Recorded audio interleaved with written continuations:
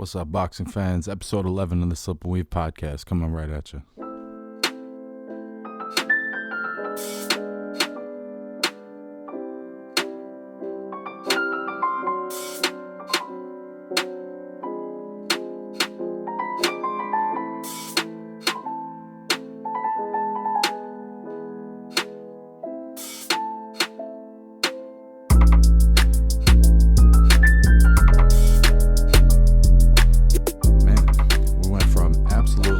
Boxing for 4 months to multiple fights every week, and I fucking love it, man. It's been a huge upgrade, especially in these fucking quarantine times, to have some boxing on every weekend, and it's been cool to see some of the young guys that you might not get to see on television normally. You know, I've seen a lot of new talent, and there's been guys. It's amazing how we think that it's all about the big names that make boxing, but there's so many good fighters out there. I think that's one of the things that we're learning from this remote MGM bubble experiment. I know it's weird to call it an experiment, but that's kind of how it feels. It's sort of like the testing ground for all of sports right now, like what's possible, because there isn't, really another major American sport that's operating right now other than Top Rank Boxing and ESPN in the MGM bubble. And I feel like it is being done in a way that's safe for the fighters and for their teams and for their families and, everybody that's involved in putting the fight on. It does feel like it's being done safely. This week, actually, there's supposed to be a 130-pound titleist, Jamel Herring, is supposed to make a defense against Jonathan Oquendo tomorrow, and he tested positive for coronavirus for the second time. And he says he feels fine. He was sick the first time, but I saw this on ESPN that someone from Top Rank made a statement that said, after talking to doctors and infectious disease specialists, our new guidelines will be to not reschedule for sooner than 6 weeks after a positive test. So it's probably a very smart thing to do, particularly now since they've, both of these guys have prepared for fights and for 2 different dates and they've had to cancel it. And it's hard to know also if this second positive test is an actual positive or if there's just traces of it that are still in his blood.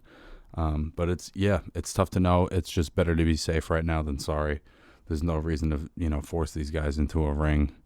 I'm sure they all want to do it, but it's probably better this way. So last week there was fights Tuesday, Thursday. They're doing every Tuesday, Thursday. I know I said this last week, but ESPN's doing fights every single Tuesday, Thursday in the MGM bubble. And there's also been some fights in Mexico City in a similar bubble situation on Saturdays, but that was not the case this week. Tuesday, there were some really good fights.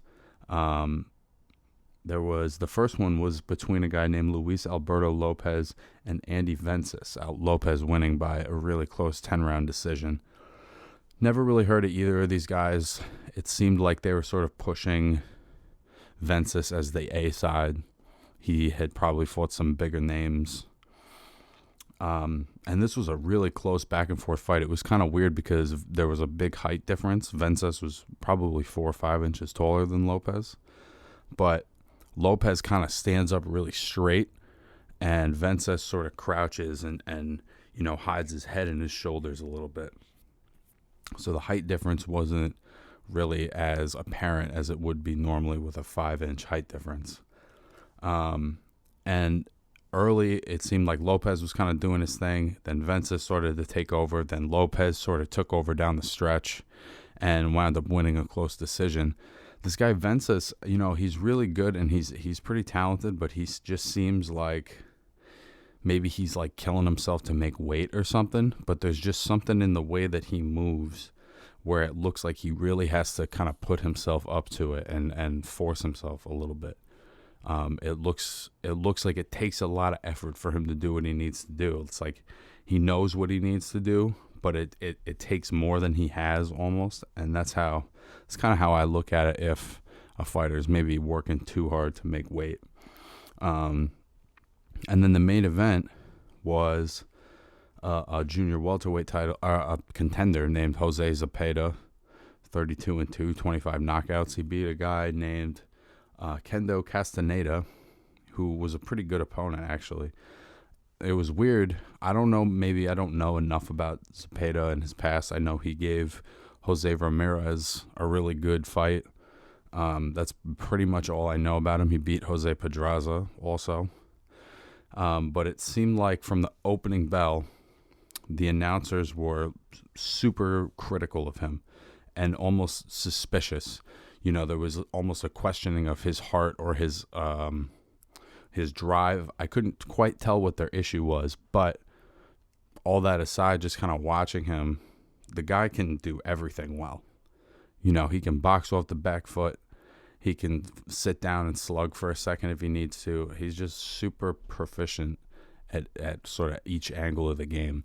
So I'm not quite sure what they were seeing. I understand that maybe they wanted him to get a knockout and be like more dominant, but the opponent was a good opponent, and also it seemed like an unrealistic expectation considering some of the circumstances that we have going on right now. They fought at a catchweight, so that in and of itself, I think they fought at like 143. So that in and of itself kind of tells you something about the time. The training is so different right now. The ability to get sparring is so different. It's all more difficult, requires more planning, and so I thought it was a really good performance for Zepeda. And to be honest with you, I think he gives pretty much anybody at 140 like real problems, because he's really good at everything. He can kind of switch it up when he needs to. I don't know if maybe he's got like a little bit of stamina issues or something, but I really liked what I saw. I thought it was a very complete performance from Jose Zepeda. So I'm guessing you're going to see him in a relatively meaningful fight soon. Then on Thursday, there was a couple of fights on, but there was this one kid, Carlos Castro, 26-0, 11 knockouts, and he beat a really tough vet named Cesar Juarez, who's 25-9, 19 knockouts. Juarez is one of those guys, I've seen him a couple of times. These guys were junior featherweights, which is 122 pounds. I've seen Juarez before. He's one of those vets where it's not pretty, but it's really effective. So if you don't have that hustle, he can kind of get in your ass and out hustle you and just sort of make it ugly and work your body. And this kid, Carlos Castro, he had like a really clean game. He looked like a young Jorge Linares, nice up on his toes. When he needed to, he could kind of sit down, get off 2 or 3 and go around. Like he was a very, very impressive young guy. I think that he's somebody you're going to want to look out for. I think that weight neighborhood is the junior featherweight, 130. All those weight classes right now are stacked, man. I think this guy is probably one of the more complete young fighters I've seen in a little bit. I was really excited about him. Maybe it's also, the opponent's a little older. I would love to see him in with somebody that can offer a little more other than like trying to bully him around, someone who's really got some finesse to their game, because I think this guy might be the real deal. So watch out for Carlos Castro. I'm excited about him. The main event on that one was a guy named Carlos Takam beating Jerry Forrest by 10-round decision. Takam has been in with a lot of good heavyweights, man. I was looking at his box rec today. He's been in with Mike Perez, Tony Thompson, Joseph Parker, Anthony Joshua. I remember seeing him fight Joshua and actually giving him some good rounds. He fought Derek Chisora. So there's a lot of guys on this guy's resume, man. He's fought some very, very tough competition. And it really showed. This was one of those fights that was like, there's levels to this shit. Because I think athletically, Forrest is younger. He's a little bit smaller. Takam's real short and bulky, very muscular and bulky. But it was, oddly enough, he was sort of boxing circles around Forrest, really just with a higher level of technique. He knew where to have his feet and where to have his feet and when to throw what in a way that Forrest didn't. And he looked a little out of his element. and a little out of his depth, particularly for the first 7 rounds.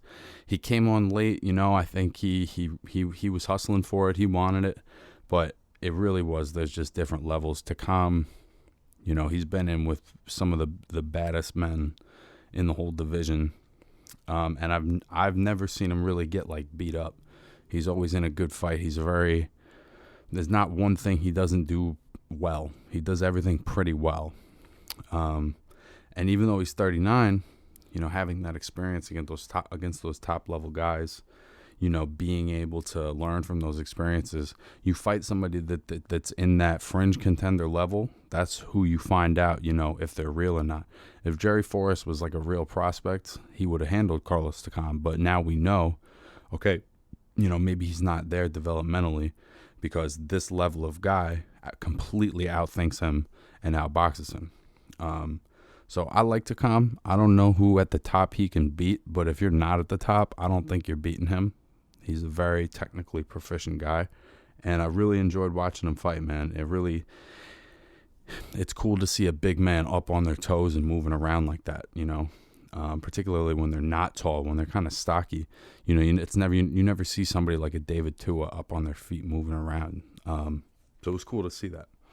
So next week on Tuesday, obviously, Jamel Herring tested positive for COVID. So the main event on that is going to be Michaela Mayer, who also tested positive right at the beginning of boxing making its comeback. So this is her scheduled fight. She's taking on Helen Joseph, who I've never seen, but I think Mayer is definitely somebody to watch. Very talented junior lightweight.